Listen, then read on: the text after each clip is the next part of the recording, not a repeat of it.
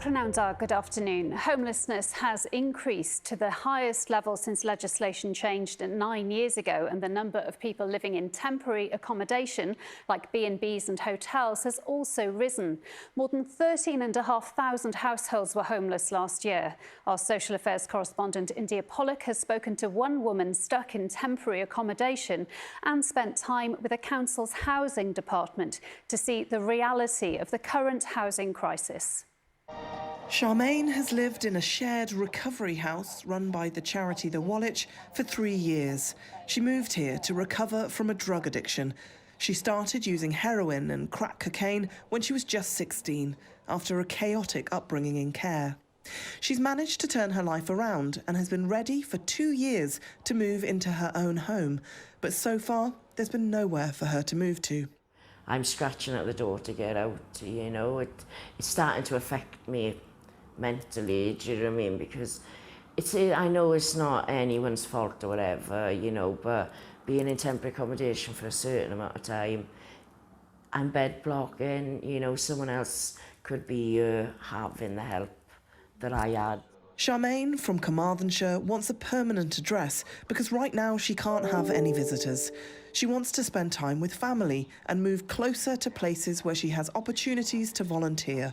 She wants to give something back and turn her experiences into something positive. But Charmaine is one of nearly 6,500 people in Wales living in temporary accommodation, struggling to find a permanent home. That's because homelessness is at a record high.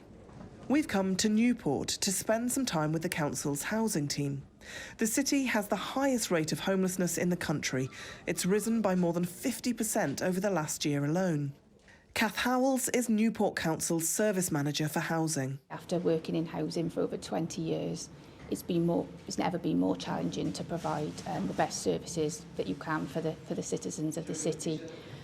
We've got our highest number of households in temporary accommodation, coupled with very low turnover of our housing association stock, which means we're not able to move people into the homes that they need and they deserve.